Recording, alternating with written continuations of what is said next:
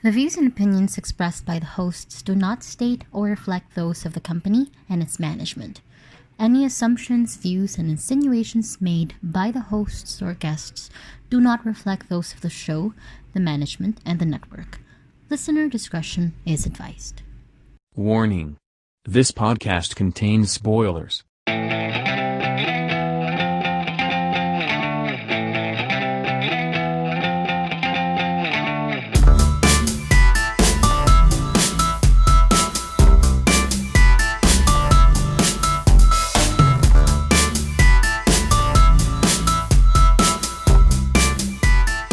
Third World Cinema Club.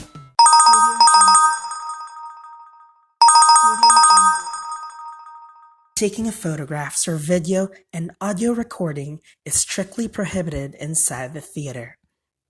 Mahigpit pong ipinagbabawal ang paggamit ng kamera o anumang uri ng video at audio recording equipment sa loob ng tanghalan. Hello guys, welcome to Third World Cinema Club. This is a continuation of our Cinemalaya coverage. I'm John Tawasil from Present Confusion. Hi, I'm Princess Kinok of Film Police Reviews. Hello, I'm DJ from reversedelay.net. Hi, I'm Jim of Jimmy Licolat Iba Pa. I'm Gilbert Rafferty of Film Police Reviews. Okay, so Indonesian Short C, mag-start tayo sa Ang Nawalang Haligi. This is about a father searching for his missing son. And it's beginning to affect his job, his personal relationships, and even his mental state. Any thoughts about Ang Nawalang Haligi? No? Wala nakapanood. Malungkot siya. Sige, Rafi ko muna. Kasi parang, ewan ko, ako lang to, hindi ko alam kung ako lang to, pero parang, anong nangyari? Towards the end, yun yung naisip ko. Parang, okay, so hinahanap niya yung anak niya na nawala, okay, fine. Tapos parang, wala naman tayong nakuha masyadong glimpse of what's happening. So, hinahanap niya na yung anak niya, pero like, why? What's the point? Parang, it's not really set up at all. Parang in medias res nga yung peg niya, no? Na tipong, hindi natin alam kung ano yung background. Inisip ko na lang, ang parang headcanon ko dyan, parang desaparecido yung bata or some kind of abduction. Tapos, pumapasok yung mga false hopes dun sa mga naghahanap ng magulang. Tapos yung, syempre, yung letting go phase dun sa huli. Pero yun nga, it's medyo spotty siya, I guess. Yun yung description ko sa kanya. Spotty siya. Marami siyang information, marami siyang points of information na hindi naisasabi sa audience. Unfortunately. Kaya medyo incomplete nga siya. Pero yun nga. I liked it for what it was. I guess, ayun, I'm very forgiving towards a lot of films. Anyway. Ayun, Rafi, any more thoughts? Siguro even if hindi, kasi ba pwedeng ipunan ng iba na it can be on siguro what could have been done, probably just me. Siguro they could have add more subtle hints regarding what exactly is going on. Kasi we saw a glimpse naman through the friends of yung anak ng bida na bigla silang umalis, na ayaw nilang sumagot. So, obviously, there's a conflict. Yeah. But we never really get a glimpse of the conflict. We just know that, the son is missing. There's a lot of things. Had that conflict at least been... Yeah. Agree. Yeah. So, okay na. Let's go on to the next film. Himagsik ng Hiwaga. This is a parang alternate history retelling of the parang Spanish occupation na tipong along with the war with the Spaniards, yung mga diwata natin at yung mga natin ay ginigera yung mga Espanyol. Para siyang, well, may parang made in college aesthetic siya for me. May nilapat sila na parang filter that it looks like a PC game from the mid-90s. Para siyang 1993 na PC game. Ganun ang graphics niya sa akin. Hindi ko siya masyadong type, pero okay lang. I mean, for what looks like a student production, it's not horrible. I would have done without the filter. Pero I see what they were trying to do kasi it helps them make special effects kung may filter other than yung kung wala. Pero have you guys seen Himagsik ng Hiwaga? No? Any thoughts? Rafi? No? Okay, let's go. Sige. Hindi, kasi parang ano siya, ang tawag dito in my head, maganda siya eh. Siguro nga, very off-putting yung visuals, pero ini-imagine ko kasi siya kung like yung visuals niya afford yung mala Avengers-like na setup. Kasi parang the way they tied history, although there's a little bit of revisioning, pero that's more on the creative license part of the director. Mm-hmm. Yung the way they played the history and at the same it kind of reminded me of some of the stories that Arnold Are makes in yung mga comics na ginagawa niya. So parang nai-entrance ako siyang panoorin from start to finish. Tapos ini-imagine ko siya, what if this had a grander sort of production? Siguro it would have blown off even more. Feel ko maganda tong pang MMFF pag may budget siya. May pagka Neil Gaiman's Old Gods, mga ganang level of I think very ambitious nga naman siya. Pero yun nga, it's very limited by its budget. Yun nga, mukhang gawa siya ng estudyante. It would be nice to revisit this parang universe in the future. Anyway, let's go to Paon. Ayan.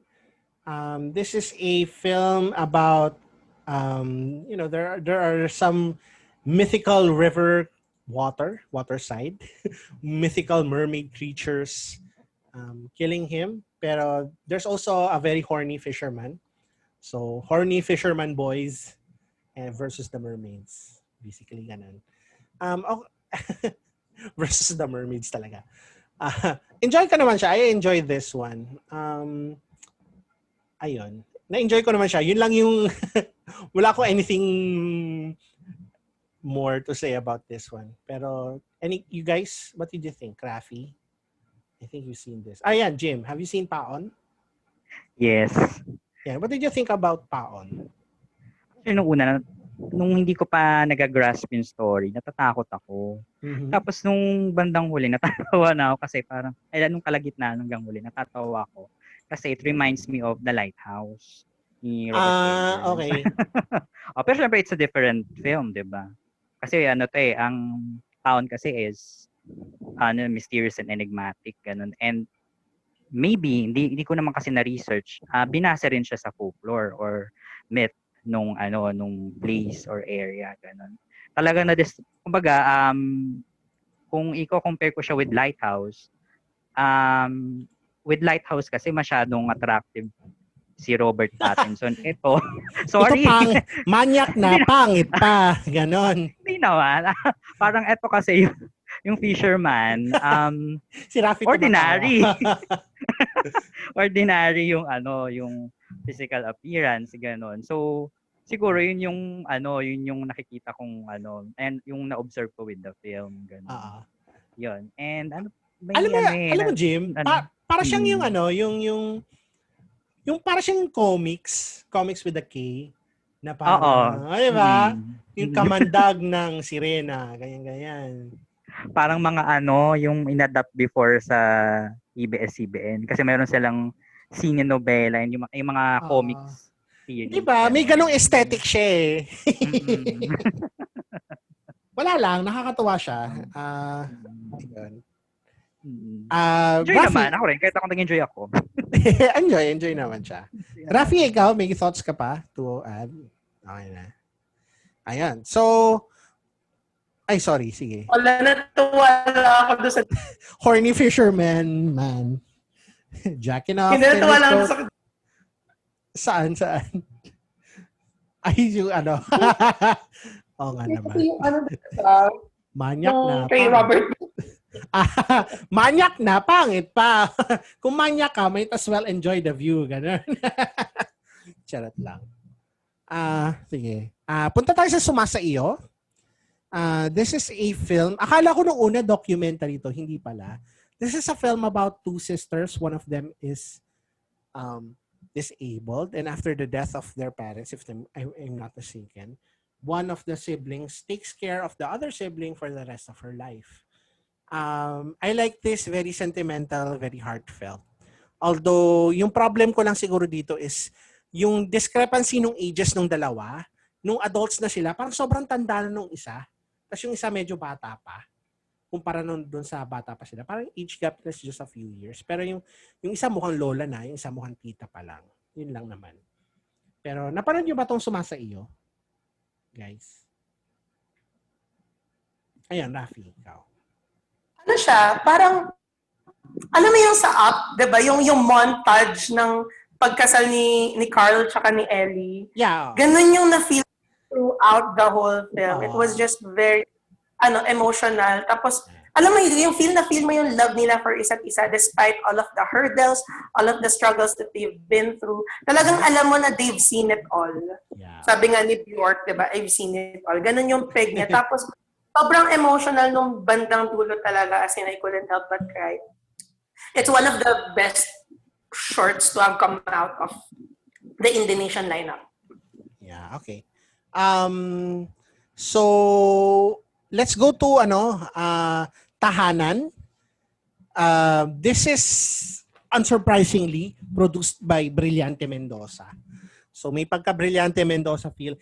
Doon sa review ko, it reminds me a lot of one of his short films, yung Shiniuma, which I think also stars Lou Veloso. I'm not sure. Pero this one stars Lou Veloso as an ex-convict who has trouble fitting in with his family after he's released from prison. And yun, basically, that's it.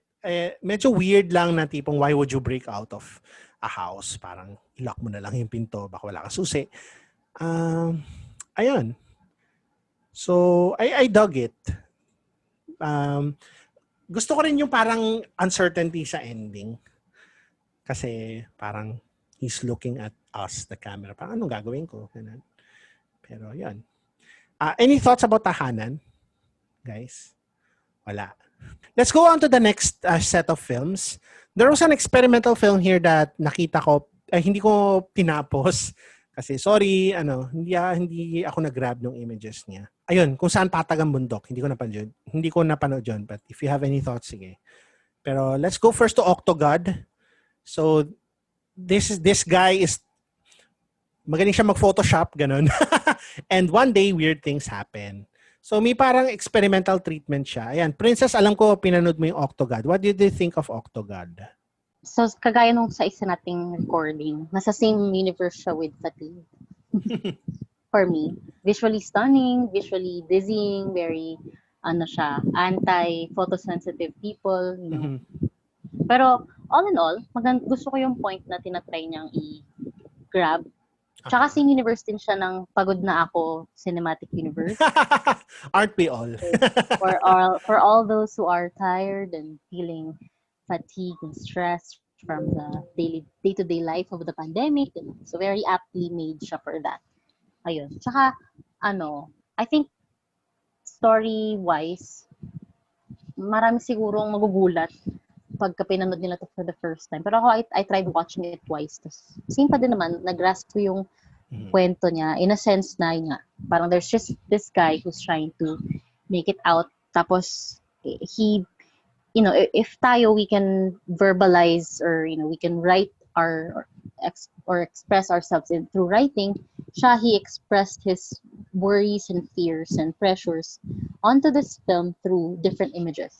So, nandun yung pagod siya, so purple yung buong background, surroundings, tapos feeling niya na kinain na siya ng trabaho niya. So, yun. So, yun. Okay. It's very good. Very, one of the few experimental shorts that I've seen na naintindihan ko yung gusto nilang sabihin. It's not just, random images being thrown at your face. Yeah. I think it does its job naman properly. In terms of if the aim of the experimental film is to get a feeling or a message across. I agree. Any more thoughts on Octogod? Nana?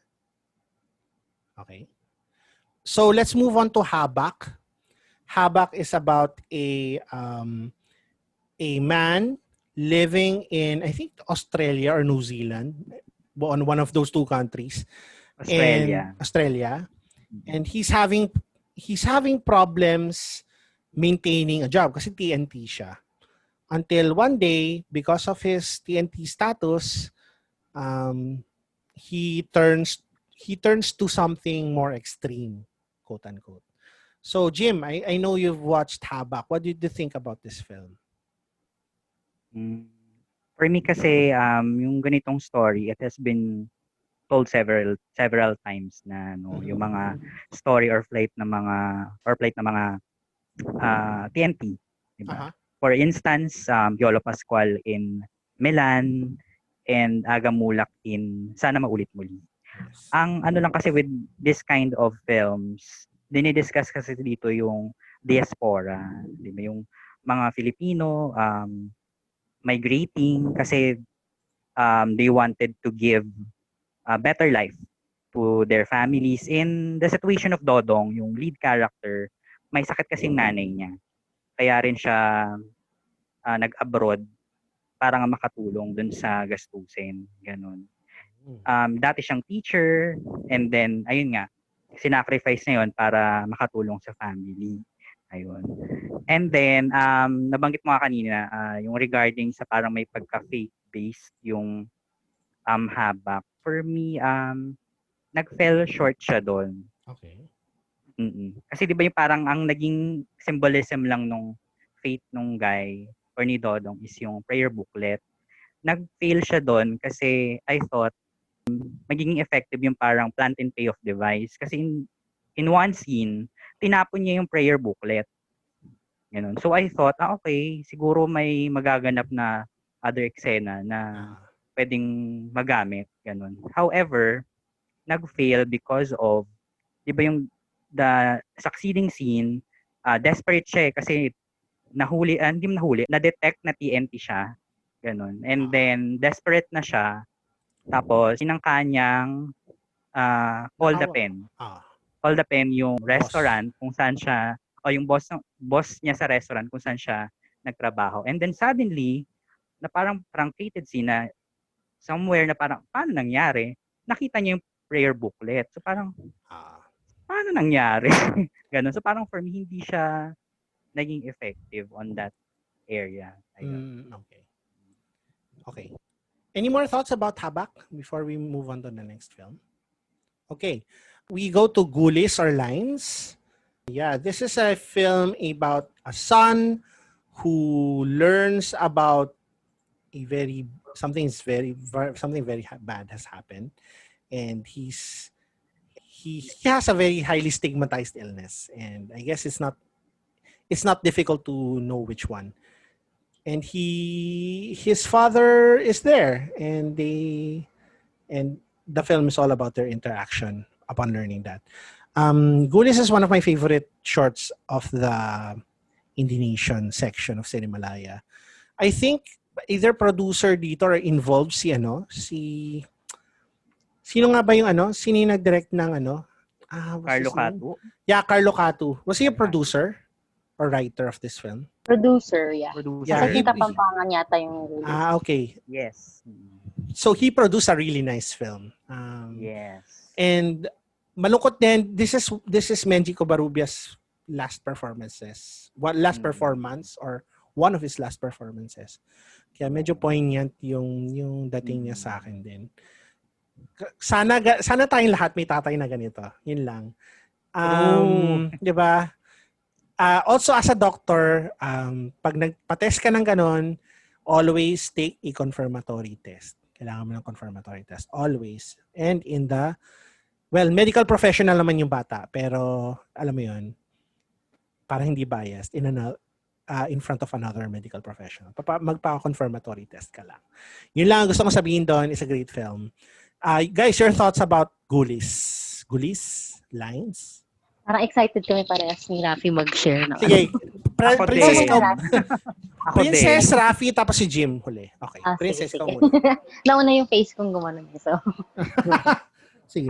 Ayun. So, I actually love this better than ang gas-gas na plaka ni Lolo Bert. Lolbert. Yeah. Kasi yun. Ito, wala siyang trigger warning that this is about HIV, pero, you know, the use of its title, Ghoulies, lines. So parang yung line of communication ng father to son, tapos yung lines niya na magbabago talaga ng buhay niya. So very well-written short film. And it's very, very impacting kasi nga the illness itself, kung ano yung illness na yun, very highly stigmatized. And I've seen a lot of friends, families, ganyan na, you know, they can't grasp it. And yung actor dun, I forgot his name, pero he very, very well acted yung part niya into discovering something that he knows firsthand will change his life forever. So, very good, direction din sa camera. Ano yun, hindi nawala yung focus dun sa dalawang subjects or characters, ng father and son. Yan. Tsaka very pleasing sa mata yung kulay niya. And yeah, I agree, Carlo Cato is very good in producing scripts. Parang feeling ko meron din siyang dito, may touch din siya in terms of dun sa kung anong patutunguhan ng film or ng direction ng script. So, yeah. It's a very well-made film. Yeah. Okay. Rafi, ikaw naman. Sorry, naluluha ako kasi nag-recollect, nag-flashback sa akin yung mga scenes ng Ghoulies. I mean, while everyone was talking about. So, medyo eerie-eyed ako ngayon. All that I will say is two things. Number one, it's high time for our society not just to destigmatize HIV, but to normalize it. You know, it's something that is happening in our daily lives, and we need to accept the fact that this is a normal thing, and we shouldn't make people feel little about themselves just because they have it, because of decisions that they've made. You know, we need to understand and be that support group for them, so that, you know, they would feel much better about themselves. And number two, grabe, there is nothing more genuine and more honest than, you know, parental support. Yung love and acceptance na binigay ni Mengi Covarrubias kay Jal Galang doon sa pelikula, grabe. You know, I wish that I have had parents like Mengi Covarrubias in the story.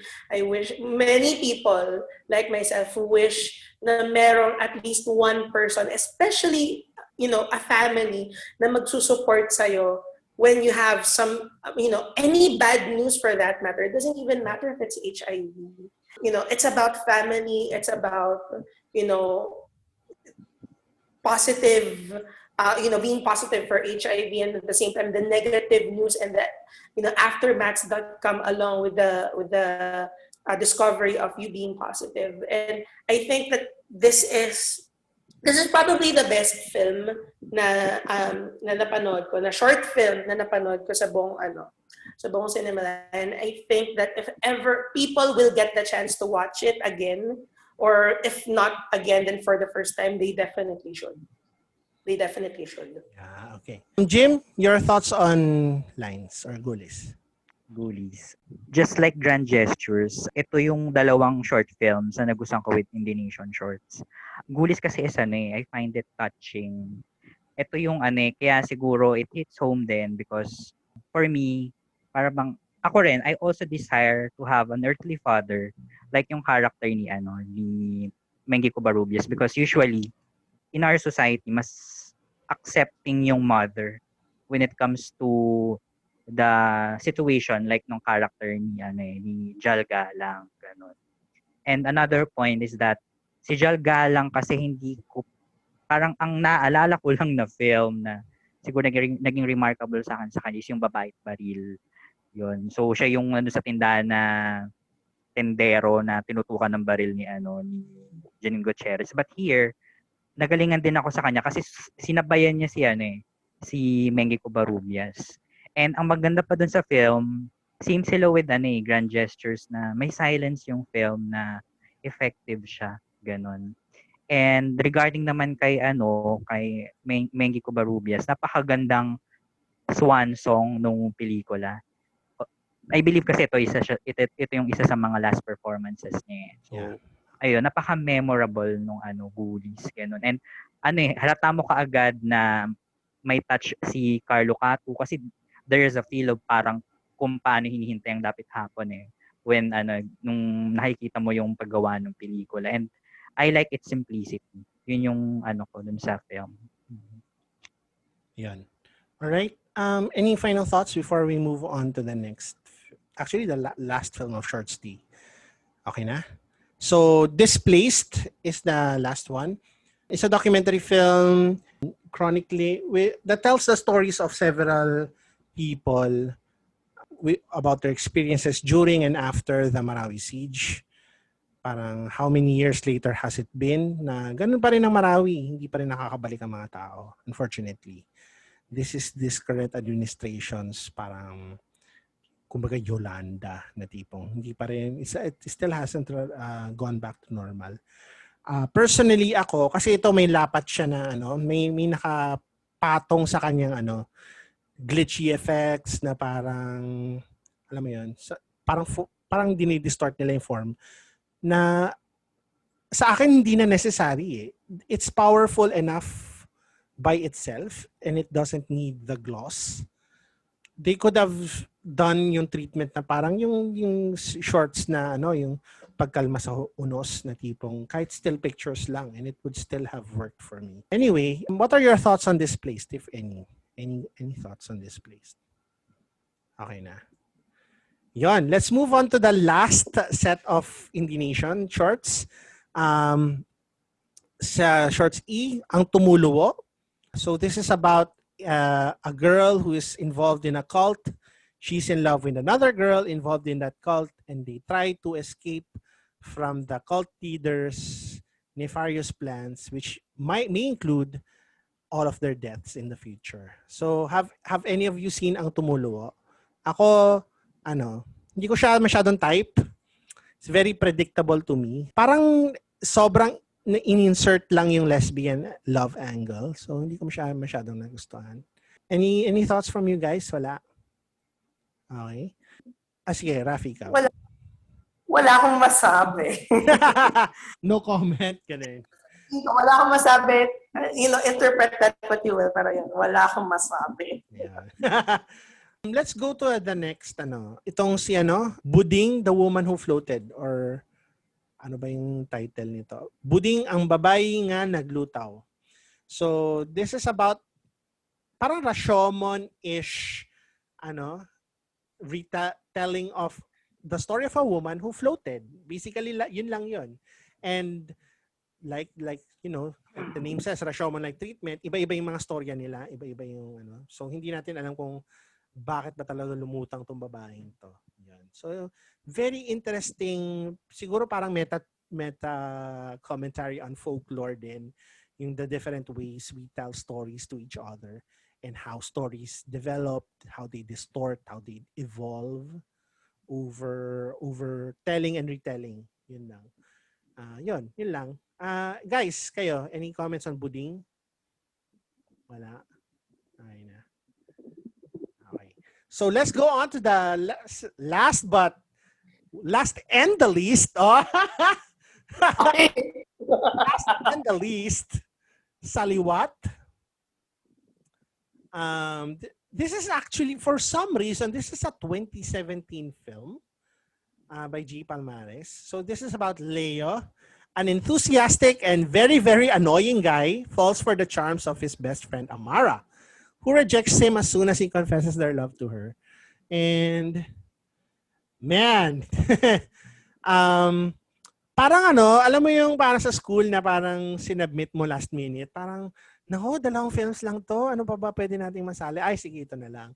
At yung parang nasubmit pala ay isang incomplete version ng film. Parang Saliwat, hindi pa final 1.mp4, ganon.